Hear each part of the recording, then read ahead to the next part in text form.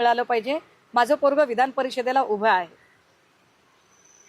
सगळं काही समजून उमजून सुद्धा मी नागेश पाटलांचं बोलणं ऐकत होते, कारण नागेश पाटील चक्क लोकांना वेडं समजून वेड्यात काढण्याचा प्रयत्न करत आहेत।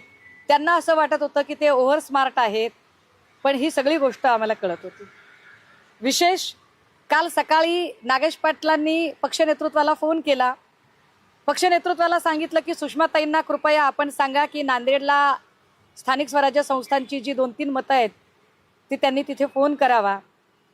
जे लोक म्हणतात की पक्ष नेतृत्व संपर्कात नव्हतं, तर मग पक्ष नेतृत्वाने तातडीने मला फोन कसा केला? नागेश पाटलांच्या संपर्कात एवढं सगळं होऊन नागेश पाटील आपल्याशी बेईमानी करणार आहेत हे माहीत असून सुद्धा पक्ष नेतृत्वाने नागेश पाटलांना शब्द दिला की हो मी सुषमाताईंशी बोलतो। पक्ष नेतृत्वाने मला फोन केला, सांगितलं की ताई नांदेडमध्ये फोन करा।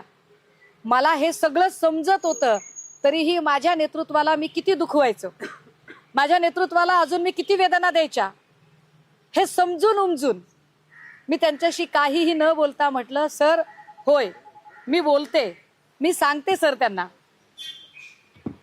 विशेष काल संध्याकाळी 7:15 वाजता पुन्हा एकदा नागेश पाटलांचा फोन आला पक्ष नेतृत्वाला, साहेब तेवढं तुम्ही फोन केला ना, म्हणजे किती किती ओव्हर स्मार्टनेस दाखवावा, त्याला काही लिमिट?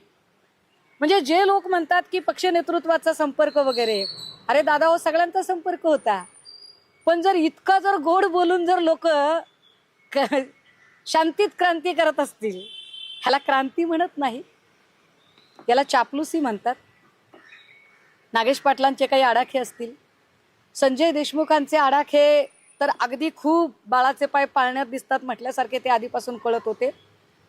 आणि या सगळ्यांनी साईबाबाची शपथ घेणारा गृहस्थ, जिकडे गुलाल तिकडे चांग भलं, कार्यक्रम यशस्वी झाला तर सगळ्यात पहिला मी मी मी म्हणणार, कार्यक्रम जर यशस्वी नाही झाला तर मी नव्हतोच असे म्हणून बाजूला होणार, अशा पद्धतीचा साईबाबाची शपथ घेणारा तो प्राणी।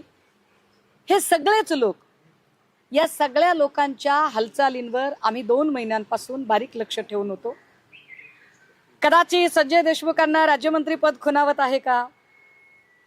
संजय दिना काय, म्हणजे SRAचे खूप सारे मुंबईत प्रकल्प चालू आहेत, नेमकं कुणाचं काय ते अजून कळायचं बाकी आहे, परंतु कुणाच्या मनात काय आहे, अंदर क्या है बाहर क्या है, सब पब्लिक जानती है।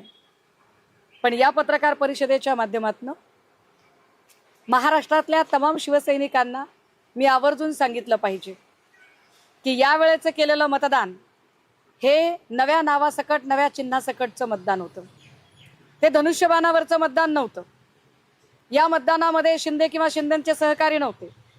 या मतदानाच्या वेळेला फडणवीस, भाजपा किंवा त्यांच्या कुठल्याही स्वायत्त